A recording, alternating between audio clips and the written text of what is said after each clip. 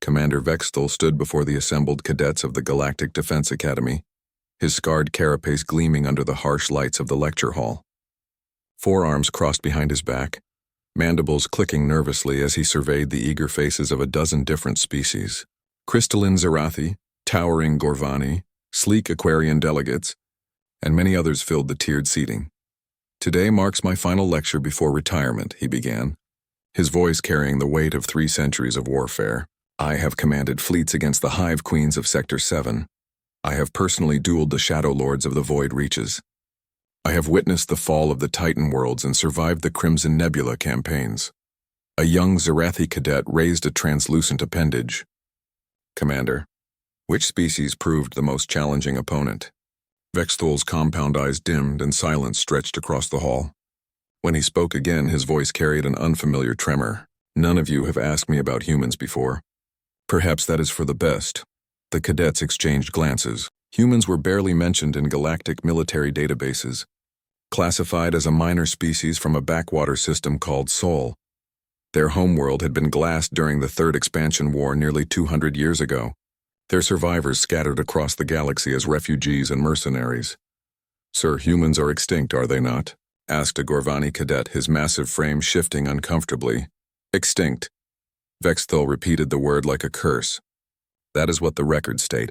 That is what we told ourselves after Sector Command ordered the bombardment of Earth.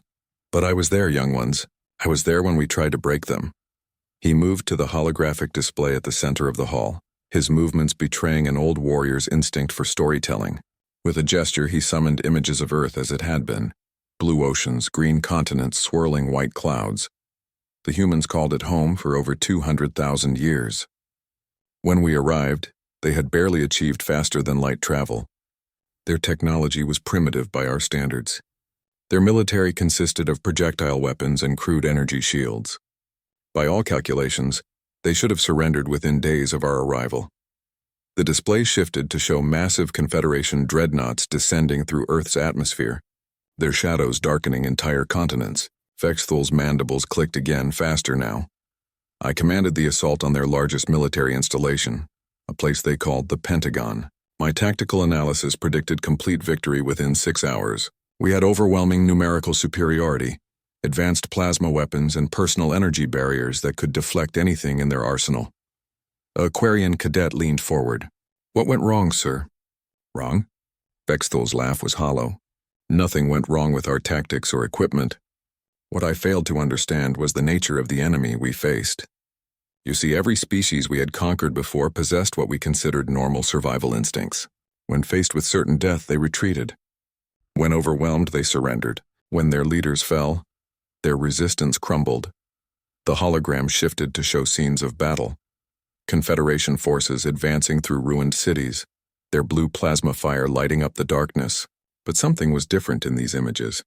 The human defenders weren't retreating. The first sign that something was wrong came when our initial assault began. A human soldier, wounded and alone, continued firing at my advance guard even as his position was overrun. His weapon was primitive, his armor useless against our technology, yet he fought until his last breath. I thought him an aberration. Vexthal's voice grew quieter, forcing the cadets to strain to hear him. Then we encountered their medics. In every other species, medical personnel flee when battle lines collapse. Human medics ran toward the fighting, carrying their wounded to safety under direct fire. They would shield injured soldiers with their own bodies. Some refused medical evacuation themselves to stay with wounded comrades. The images changed again, showing human civilians fleeing burning cities. But even here, something was wrong. Adults carried children who were not their own. Elderly humans helped wounded soldiers they had never met. Strangers formed protective circles around the helpless. Their cities fell, but their people did not break. When we destroyed their governments, local leaders emerged from the population. When we eliminated their military commanders, sergeants and corporals took charge. When we targeted their infrastructure, they rebuilt it overnight using nothing but salvaged materials and determination. A young Zerathi's crystalline form pulsed with confusion. "But sir, surely superior firepower eventually prevailed." Vexthal turned away from the display, his ancient eyes reflecting memories that burned like dying stars. "Superior firepower assumes your enemy fears death more than they value what they are fighting for. Humans, I learned, had a different relationship with mortality than any species we had encountered. The silence in the hall had become oppressive. Even the normally restless cadets sat perfectly still, sensing they were hearing something that would change their understanding of warfare forever. The siege of their capital, a city called Washington, lasted 4 months. 4 months against a species that should have been conquered in 4 days. Every building had to be cleared room by room. Every street was contested. Humans who had never held weapons before the invasion were crafting explosives from household chemicals and fighting trained Confederation Marines to standstills. Vexthal's 4 arms began to tremble slightly. But it was not their resistance that haunts me. It was their unity. In the face of extinction, humans did not turn on each other as every military model predicted. Their various tribes and nations, which had been warring among themselves for millennia, suddenly fought as one people. Their old hatreds became irrelevant when faced with external threat. The commander paused, struggling with memories that had shaped him for 2 centuries. And then there were the children. The mention of human children caused several cadets to shift uncomfortably in their seats. Across the galaxy, young of all species were considered sacred, protected by ancient laws that even the most ruthless civilizations respected. Vexthul noticed their discomfort and continued with grim determination. Human children were not like the offspring of other species we had encountered. When Gorvani young face danger, they hide behind their parents. When Zerathi juveniles sense threat, they become dormant until safety returns. Human children did something that defied every xenobiological study we had conducted. The holographic display showed scenes from the later stages of the Earth campaign, refugee camps, underground bunkers, humans fleeing through ruined landscapes. But the images focused on something unexpected: human children helping adults, carrying supplies, tending to wounded soldiers. They adapted, Vexthul said simply. 8-year-old humans learned to operate communication equipment when their parents fell in battle. Teenagers became scouts, navigating through ruins to gather intelligence on our positions. Children who should have been in educational facilities were instead maintaining weapons and preparing ammunition. The Aquarian cadet raised a fin-like appendage. Sir, did their parents not protect them from the war? That question reveals how little any of us understood about human nature, Vexthul replied. Human parents did protect their children, but not in the way we expected. Instead of hiding them from danger, they taught them to survive it. Instead of sheltering them from reality, they prepared them for a world where they might not survive. The display shifted to show an underground resistance meeting. Adults and children sat together around improvised tables, planning operations with the same seriousness. The children were not excluded from the planning. They were integral parts of it. I remember intercepting a human communication from one of their resistance cells. A 12-year-old human female was reporting on our patrol patterns. Her observations were more accurate than those of trained military scouts from most species. When our forces raided the bunker 3 days later, she was found dead at her post, having continued transmitting warnings until our plasma fire silenced her. Several cadets looked away from the holographic display. The casual mention of a child's death in warfare was disturbing to their sensibilities, but Vexthul pressed on relentlessly. That incident should have been the end of local resistance in that sector. Every psychological profile suggested that the death of a child would demoralize human fighters. Instead, the opposite occurred. The resistance became more coordinated, more vicious. They began targeting our command personnel specifically, using tactics that showed deep knowledge of our military structure. The images changed to show Confederation forces in increasingly defensive positions. What had begun as an invasion had transformed into an occupation, and the occupying forces were clearly struggling. 6 months into the campaign, I received reports that confused my intelligence staff. Human resistance groups were sharing resources across tribal and national boundaries that had been sources of conflict for centuries. Groups that had been enemies for generations were coordinating attacks against us. Their ancient religions, which had caused countless wars among themselves, suddenly preached unity against the common threat. Vexthul manipulated the display to show a map of Earth marked with resistance activities. Instead of random attacks, the markings showed coordinated patterns across entire continents. A human military leader named General Sarah Chen had begun coordinating global resistance from a mobile command center. Our best intelligence suggested she had been a mid-level officer before the invasion, yet she was somehow managing to organize effective resistance across multiple continents simultaneously. The KO display zoomed in on a photograph of General Chen, small human female with graying hair and intense eyes that seemed to burn with determination. Even in the static image, we dedicated significant resources to hunting her. Every time we identified her location, we would find abandoned positions with evidence that she had anticipated our movements by days or weeks. Her network passed information with a speed that our communication specialists deemed impossible using their primitive technology. A Gorvani cadet raised a massive hand. "Sir, how were primitive humans outmaneuvering Confederation intelligence?" Vexthal's mandibles clicked in what might have been admiration or fear. They were using something we had never encountered before in warfare: complete trust between strangers.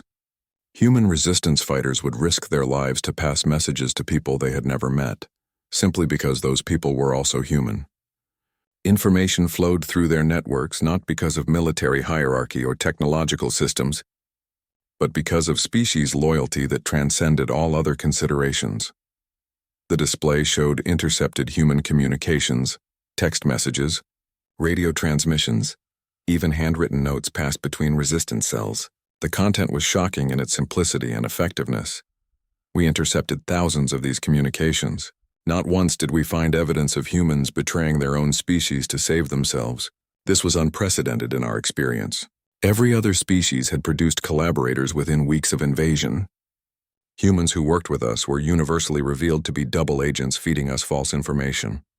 The images shifted to show Confederation forces in increasingly fortified positions, no longer venturing out in small patrols. What had begun as an invasion force was becoming a besieged garrison.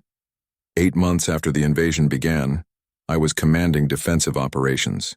The humans had learned to avoid our superior firepower by engaging us in close quarters where their primitive weapons were nearly as effective as our advanced systems. They had learned our patrol schedules, our supply routes, our communication protocols.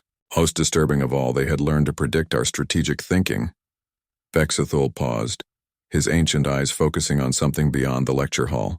General Chen had begun sending me personal messages, not threats or demands for surrender, but analyses of our tactical decisions. She would explain why we had made specific choices, what alternatives we had considered, and how she planned to counter our next moves. Her understanding of Confederation military doctrine was better than some of our own officers. A Zerathi cadet's crystalline form pulsed with confusion. How could a primitive human understand our military science? Because she was learning from us, Vexthul replied grimly. Every engagement taught them something new about our capabilities and limitations. They were adapting to us faster than we were adapting to them. Human resistance fighters captured our equipment and reverse-engineered it, using tools salvaged from destroyed cities. They turned our own weapons against us with modifications that our engineers had never considered. The holographic display showed grainy footage of humans using modified Confederation plasma rifles. The weapons clearly altered with human engineering that improved their effectiveness in close-quarters fighting. But it was not their technical adaptability that broke our morale. It was their absolute refusal to accept defeat, even when defeat was the only rational response. The lecture hall remained eerily silent as Vexthul continued his account. His forearms moved restlessly, betraying the emotional weight of memories he had carried for 2 centuries. The holographic display flickered between images of devastated human cities and the faces of resistance fighters who had long since turned to dust. 1 year into the occupation, Sector Command decided that conventional warfare was insufficient. They authorized the deployment of biological agents designed specifically for human physiology. These weapons had never failed against any species. They were engineered to be painless, quick, and absolutely lethal to human biology. Several cadets shifted uncomfortably. Biological warfare was considered a necessary evil in galactic conflicts, but it was rarely discussed in academic settings.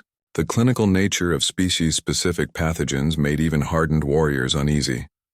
The first deployment was in the ruins of a city called New York. Intelligence estimated that over 50,000 resistance fighters were hiding in the underground tunnel systems. We released enough biological agent to eliminate every human in a 100-kilometer radius within 72 hours. Vexthul manipulated the display to show the sprawling tunnel networks beneath the ruined human city. The complexity of the underground infrastructure was staggering. a three-dimensional maze that had taken humans over a century to construct. 72 hours later, we received a communication from General Chen. She was transmitting from the center of the contaminated zone. Not only was she alive, but she was coordinating evacuations of wounded civilians through the very tunnels we had targeted. A Aquarian cadet's gills fluttered with confusion. "Sir, how did they survive a species-specific biological weapon?" "They did not survive it," Vexthul replied grimly. "They died from it exactly as designed, but they continued fighting while they died. Humans exposed to the pathogen had approximately 60 hours before organ failure became fatal. Instead of seeking medical treatment or fleeing, they used those 60 hours to train their replacements and coordinate final attacks against our positions." The display showed intercepted footage from human helmet cameras. Resistance fighters moving through contaminated zones, their faces already showing the effects of the biological weapon, yet still conducting complex military operations. We observed teams of infected humans teaching uncontaminated fighters how to operate captured Confederation equipment. They were passing on knowledge even as they were dying from our weapons. Some infected humans spent their final hours manually copying technical manuals so that information would not be lost with their deaths. Vexthul's voice became barely audible, forcing the cadets to lean forward to hear him. "I watched surveillance footage of a human father explaining to his 8-year-old daughter how to maintain a plasma rifle while he was visibly dying from biological contamination. He died mid-sentence, and she continued the maintenance procedure exactly as he had instructed." The silence in the hall was now absolute. Even the usually restless Gorvani cadets sat perfectly still, their massive forms frozen by the implications of what they were hearing. The biological attack failed not because the weapon was ineffective, but because human resistance fighters had redefined what we considered failure. They transformed their own deaths into strategic advantages. Every dying human became a teacher. Every contaminated zone became a training ground for the next generation of resistance fighters. The holographic display shifted to show communication, intercepts from the period following the biological attack. Instead of the demoralized messages that psychological warfare experts had predicted, the human communications showed increased coordination and more sophisticated tactical planning. General Chen's final transmission came 18 months after the invasion began. She was broadcasting from the ruins of their capital city, surrounded by Confederation forces with no possibility of escape. Our sensors indicated she was alone, wounded, and armed only with primitive human weapons. Vexthul paused, manipulating the display to show a photograph of the final battle site, a crater-filled landscape where the human seat of government had once stood. In the center of the destruction, a single figure could be seen behind improvised fortifications. Her message was not a surrender or a plea for mercy. It was a technical analysis of every tactical mistake the Confederation had made during the occupation. She explained how future human resistance fighters could exploit the weaknesses she had identified in our military doctrine. Then she transmitted detailed engineering specifications for weapons that could be manufactured from materials found in destroyed cities. A young Zarathi cadet interrupted with a question that seemed to surprise even herself. "Sir, was she hoping someone would receive these transmissions?" "She knew someone would receive them," Vexthul replied. "Human resistance fighters had been monitoring all Confederation communication frequencies from the beginning of the invasion. Every tactical discussion, every strategic planning session, every private communication between officers. They had been listening to all of it." The display showed technical specifications that had been included in General Chen's final transmission. Detailed plans for improvised weapons, communication systems, and defensive structures that could be built using salvaged Confederation technology. For 18 months, while we thought we were conducting a military occupation, humans had been conducting a comprehensive intelligence operation against us. They had mapped our command structure, identified our key personnel, learned our tactical preferences, and documented our technological capabilities. Vexthul's mandibles clicked rapidly as he recalled details that still disturbed him after 2 centuries. General Chen's final transmission included personal information about Confederation officers that was not available in any database. She knew the names of our families, our homeworlds, our military histories. She had constructed detailed psychological profiles of our command staff using nothing but observed behavior patterns. The cadets exchanged uncomfortable glances. The idea that a primitive species could develop such detailed intelligence about Confederation personnel was deeply unsettling to beings who had been taught that technological superiority guaranteed strategic advantage. Her transmission ended with a simple statement that has haunted me for 200 years. She said, "We have taught you everything you know about warfare. When you meet humans again, remember that we learn faster than you do." The holographic display went dark, leaving the lecture hall illuminated only by the cold light of the Academy's standard fixtures. In the sudden dimness, Vexthal seemed older, more fragile than his imposing military bearing usually suggested. 6 hours after that transmission, Sector Command ordered the orbital bombardment of Earth. Every major city, every known resistance, stronghold, every area where humans might be hiding was targeted for complete destruction. We turned the surface of their planet into molten glass. A Gorvani cadet raised a trembling hand. "Sir, did the bombardment succeed in eliminating human resistance?" Vexathoul's compound eyes reflected the memory of watching a world die. "The bombardment succeeded in destroying human civilization, their cities, their cultural sites, their historical records, their art and literature. All of it was reduced to radioactive ash. 10 billion humans died in the space of 6 hours. The cadets waited for him to continue, but Vexthal seemed lost in memories that were too painful to vocalize immediately.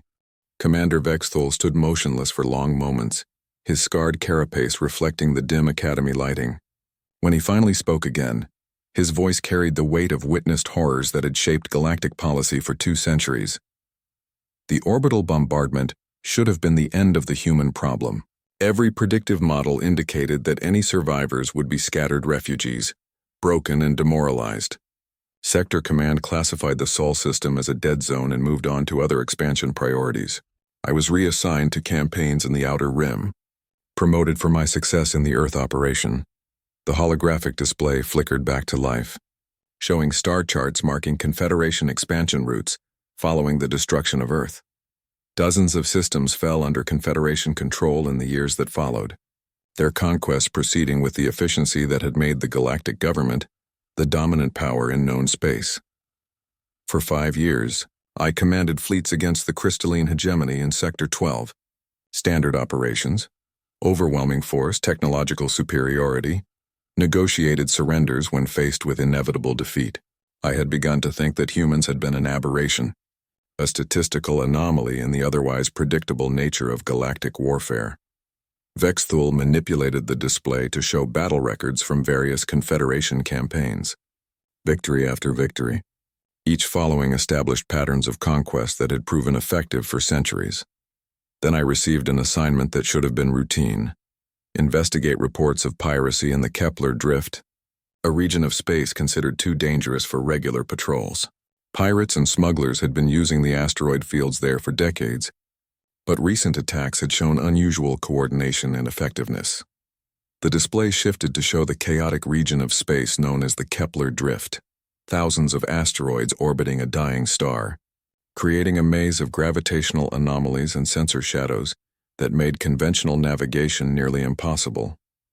My fleet consisted of 12 heavy cruisers and support vessels, more than sufficient to clear out any pirate operation. We expected to find the usual collection of criminals using outdated equipment and desperate tactics. Instead, we encountered something that military intelligence had deemed impossible. A young Zarathi cadet's crystalline form pulsed with anticipation. "What did you find, sir?" "I found humans," Vexthal replied simply. Not the broken refugees we had expected, but organized military units using technology that should not have existed. Their ships were built from salvaged Confederation equipment, but modified in ways that our engineers had never conceived. The holographic display showed grainy sensor readings from the Kepler Drift encounter. The ships detected were clearly of mixed design: Confederation hulls with unknown propulsion systems, energy signatures that defied standard classification. The first engagement lasted 37 minutes.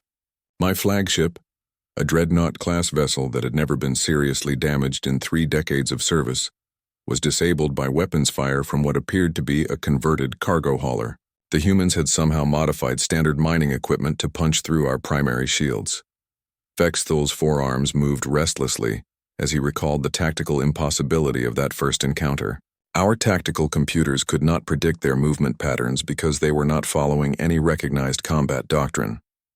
They fought like pirates when we expected military precision, then shifted to coordinated fleet maneuvers when we adapted to their chaotic tactics. The display showed technical readouts from captured human vessels. The modifications were extensive and innovative, jury-rigged systems that somehow outperformed their original Confederation specifications. Over the next 6 months, my fleet engaged human forces 17 times in the Kepler Drift. We never achieved a decisive victory. Every engagement taught them something new about our capabilities, while revealing new aspects of their own technological adaptations that our intelligence had not anticipated. A Gorvani cadet shifted his massive frame uncomfortably. "Sir, how many humans were operating in that region?" Intelligence estimates suggested no more than 50,000 individuals total, including non-combatants. They were organized into what they called family fleets, mixed groups of military vessels, civilian transports, and industrial ships that traveled together through the asteroid fields. Vexthul manipulated the display to show the complex, three-dimensional movement patterns that human fleets had used to evade Confederation forces. The patterns defied conventional tactical analysis. What disturbed our strategic planners was not just their tactical effectiveness, but their obvious long-term planning. These were not desperate refugees fleeing from battle to battle. They were conducting organized operations with specific strategic objectives that extended far beyond simple survival. The display shifted to show intercepted human communications from the period. Unlike the resistance transmissions from Earth, these messages showed evidence of sophisticated planning and resource allocation across multiple star systems. They were recruiting, Vexthul continued grimly. Human agents had infiltrated refugee populations across dozens of worlds, identifying individuals from other species who might be willing to work with them. Not collaborators or mercenaries, but true allies who shared their strategic vision. Several cadets exchanged uncomfortable glances. The idea that humans might be capable of building interspecies alliances had not been covered in their xenopolitical studies. An Aquarian engineer named Deep Current Running had joined one of their family fleets, bringing technical expertise that allowed humans to modify their vessels for underwater operations. A Zarathi navigator called Prism of Distant Light was helping them map safe passage routes through regions that Confederation forces considered impassable.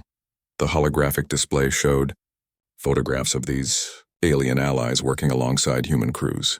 The cooperation appeared genuine rather than coerced, with non-human personnel integrated into command structures as equals.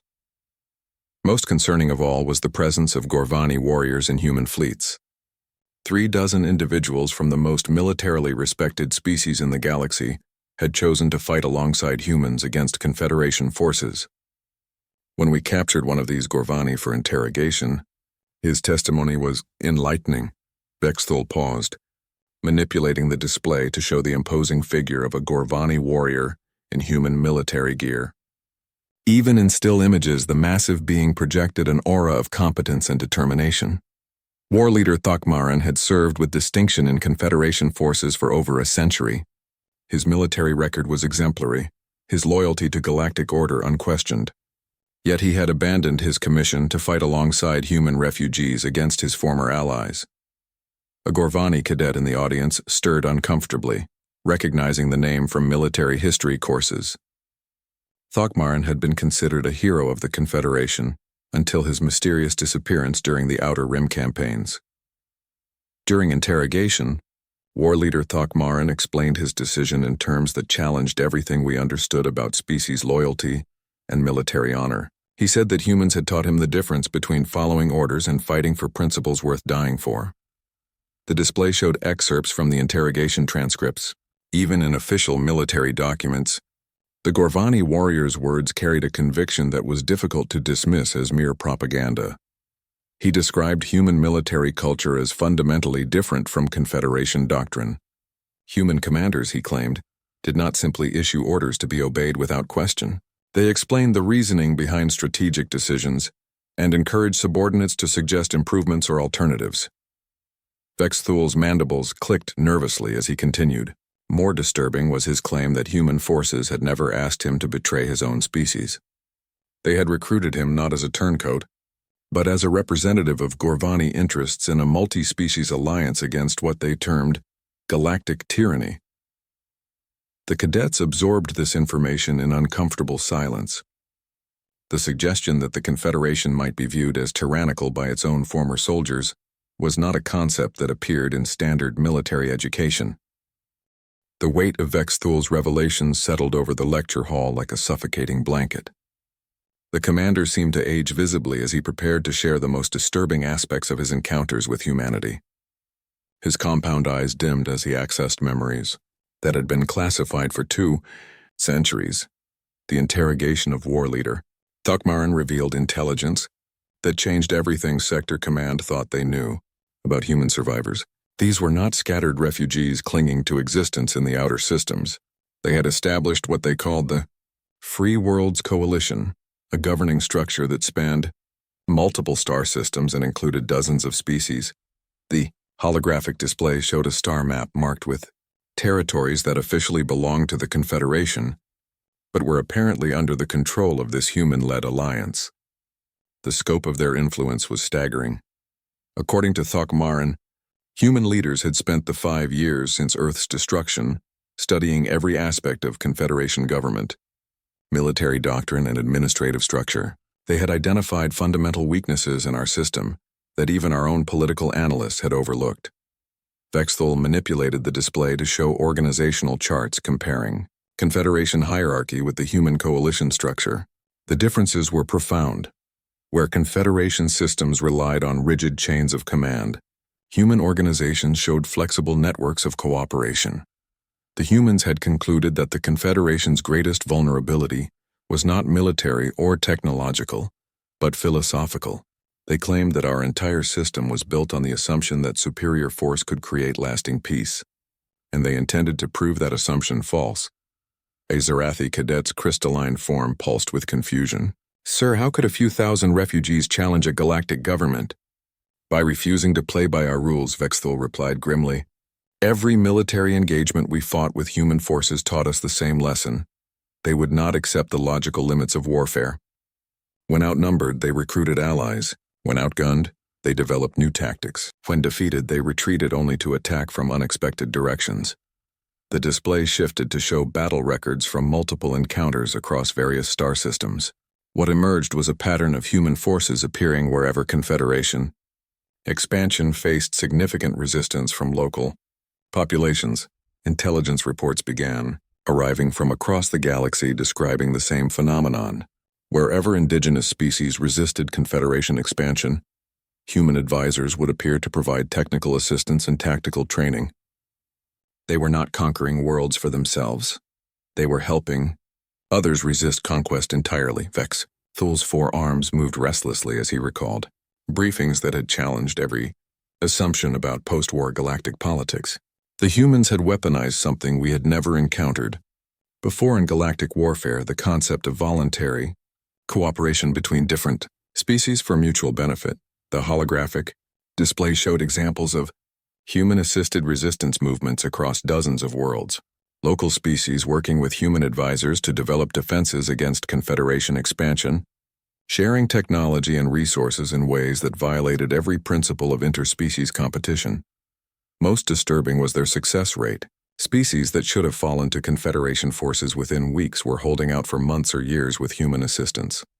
Not because humans were providing superior weapons, but because they were teaching defensive strategies that turned our own tactical advantages against us. A Gorvani cadet raised a massive hand. "Sir, what strategies could primitive humans teach to advanced civilizations?" "Asymmetric warfare," Vexthul replied immediately. Humans had developed tactical doctrines specifically designed to neutralize technological superiority through psychological and strategic advantages. They taught other species how to make every victory costly, every occupation unsustainable.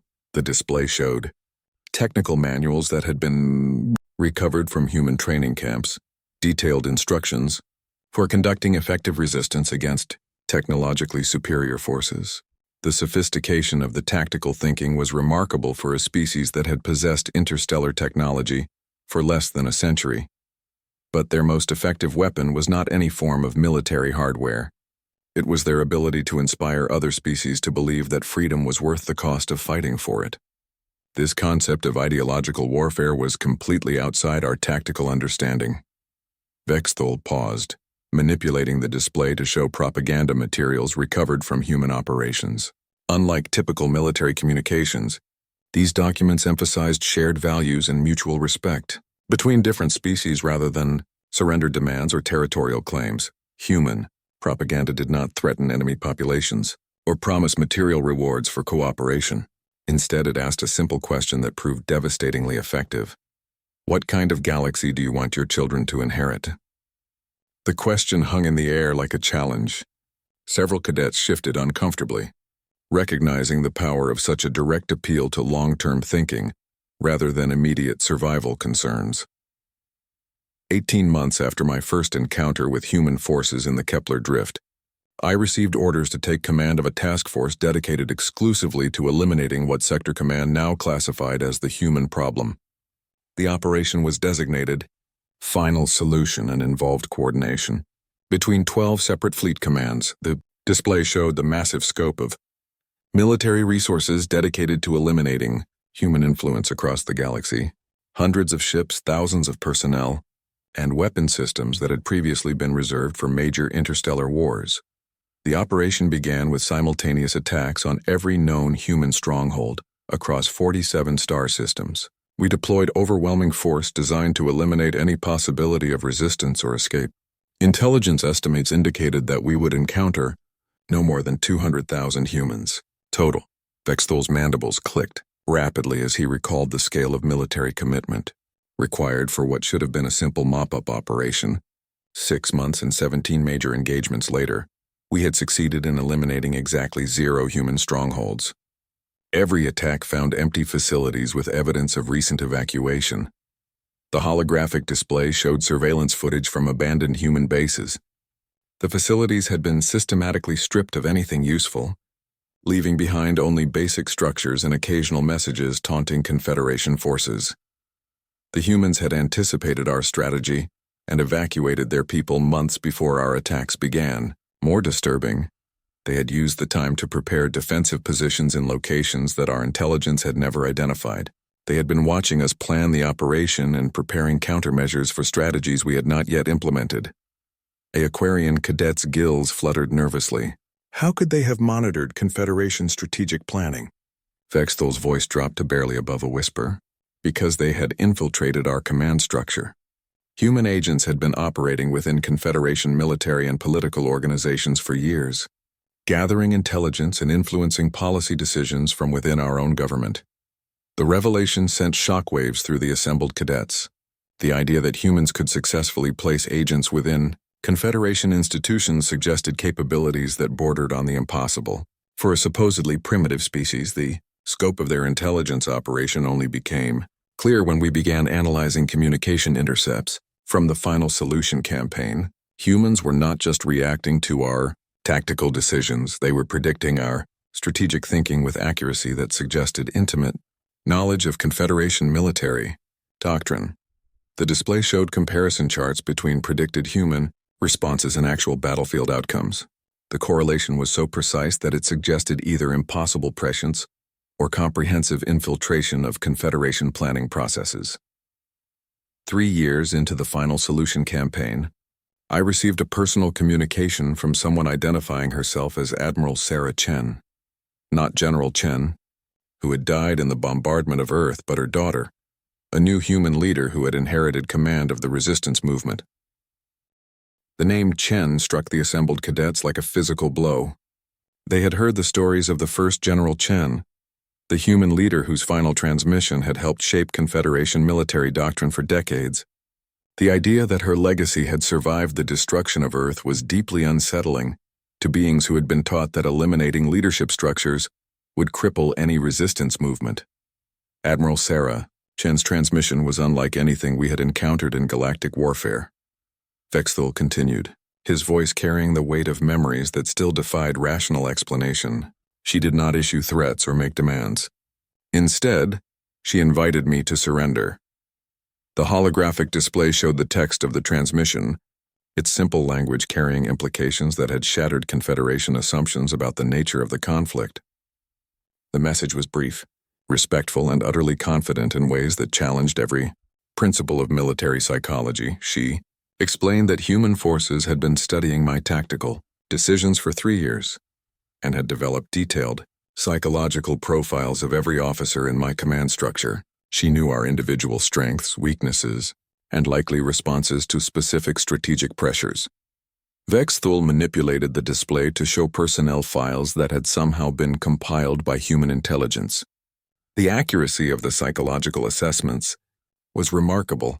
Detailed analyses of Confederation officers based on observed behavior patterns and strategic choices. More disturbing than their intelligence capabilities was their strategic objective. Admiral Chen explained that humans were not fighting to defeat the Confederation, but to transform it. They intended to prove that voluntary cooperation was more effective than forced compliance for maintaining galactic order. Several cadets exchanged confused glances. The concept of defeating an enemy by changing their fundamental nature rather than destroying their military capabilities was outside their understanding of warfare. She offered me a choice that no enemy commander had ever presented.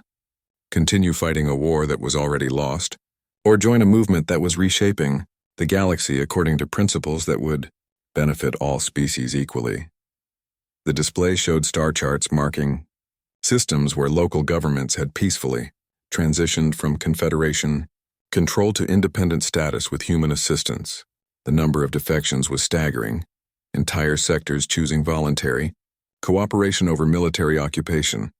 Admiral Chen's transmission included detailed evidence that the Free Worlds Coalition now controlled more star systems than the Confederation itself.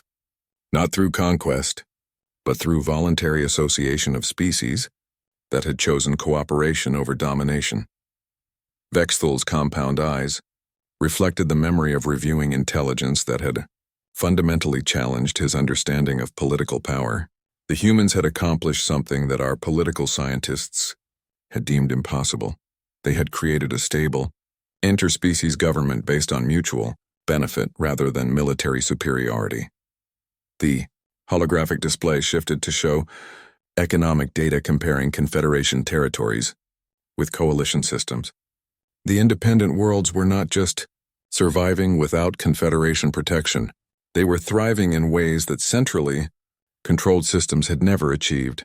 Trade between coalition worlds had increased by over 300% in the 5 years since human survivors had begun organizing resistance movements. Technological advancement in independent systems was proceeding faster than in Confederation research facilities. Most importantly, conflicts between different species within coalition space had virtually disappeared. A young Zarathi cadet's crystalline form pulsed with a question that seemed to surprise her.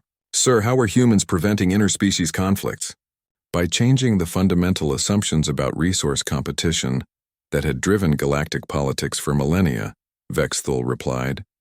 Human political theorists had developed governance models that turned species differences into strategic advantages rather than sources of conflict. The display showed organizational charts for coalition governments. Instead of hierarchical structures based on military strength or technological advancement, human systems distributed authority according to species-specific capabilities and expertise. Aquarian members handled environmental management and resource distribution. Zarathi representatives managed communication networks and information systems. Gorvani advisors provided security and conflict resolution. Humans coordinated overall strategic planning and interspecies diplomacy. The efficiency of such cooperative arrangements was obvious even to cadets trained in traditional Confederation hierarchy, each species contributing what they did best while benefiting from the expertise of others created synergistic effects that no single species government could achieve. Admiral Chen's transmission concluded with a demonstration that remains the most disturbing military intelligence I have ever encountered. She provided complete technical specifications for every weapon system, defensive installation, and strategic asset in my fleet. Vexthal's forearms trembled slightly as he recalled the moment when human intelligence capabilities had been fully revealed. The specifications were not stolen from Confederation databases. They had been derived through observation and analysis of our operations over 3 years of warfare. The display showed technical documents that matched Confederation military specifications with perfect accuracy. The implications were staggering. Humans had reverse-engineered advanced military technology simply by observing it in operation. She explained that human engineers had been analyzing every engagement, every tactical maneuver, every technological deployment to develop complete understanding of Confederation capabilities. They knew our weapons better than we did because they had been forced to study them as a matter of survival. The holographic display shifted to show comparative analyses of human modifications to captured Confederation technology. In every case, human improvements had enhanced performance beyond original specifications. The transmission ended with an offer that no military commander had ever received from an enemy force. Admiral Chen invited my entire fleet to defect to the coalition with full amnesty, and the promise that our expertise would be valued in building a better form of galactic government. Vexthal paused, manipulating the display to show the final section of Admiral Chen's message. The words were simple, but their implications had haunted him for 2 centuries. She wrote, "Commander Vexthal, you have fought with honor for a cause you believed was just. We do not ask you to betray your principles, only to consider whether those principles might be better served by cooperation rather than conquest. Your tactical expertise could help us build a galaxy where war becomes unnecessary rather than inevitable." The silence in the lecture hall was absolute. Every cadet understood that they were hearing about a moment that had shaped galactic history. Though the official records contained no mention of such an offer, 60% of my fleet accepted Admiral Chen's offer. Vexthal admitted quietly, not because they were cowards or traitors, but because they had begun to question whether the Confederation's methods were actually creating the peaceful galaxy they had sworn to protect. The admission sent shockwaves through the assembled cadets. Mass defection of Confederation forces to enemy organizations was not covered in any military history course they had studied. I chose to remain loyal to my oath and continue the final solution campaign with the forces that remained under my command. For another 2 years, I fought against human-led coalition forces across 17 star systems.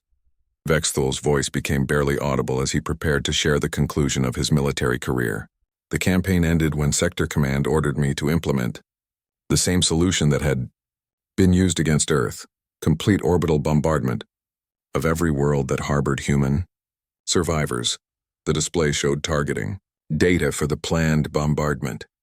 43 inhabited worlds marked for destruction, with estimated casualties in the billions. The scope of destruction would have made the elimination of Earth seem like a minor military action.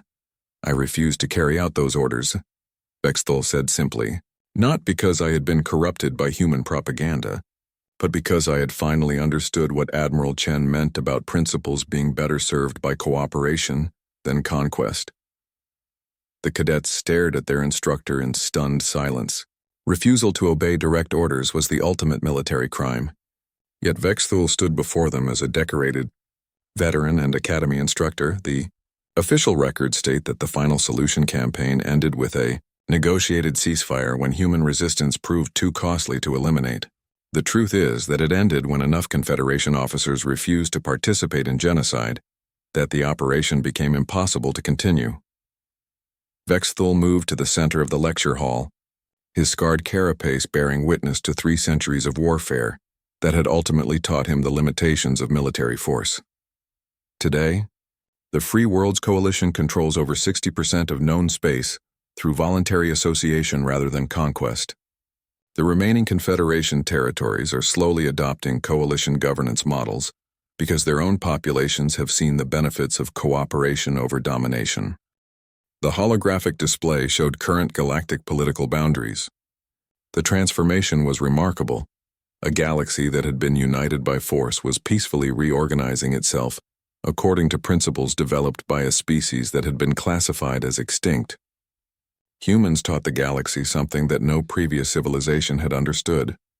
Lasting peace cannot be imposed through superior firepower. It must be chosen by people who believe that cooperation serves their interests better than conflict. Vexthul looked at each cadet in turn, his ancient eyes reflecting wisdom earned through centuries of warfare, and the recognition that everything he had fought for could have been achieved more effectively through different means. That is why their stories still haunt the galaxy. Not because humans were great warriors, but because they proved that the greatest victory is convincing your enemies to become your allies. The lecture hall remained silent long after Vexthul had finished speaking, each cadet struggling to reconcile what they had heard with everything they had been taught about military strategy and galactic politics. In that silence, the echoes of human voices seemed to whisper truths that would reshape their understanding of power, cooperation, and the true nature of victory.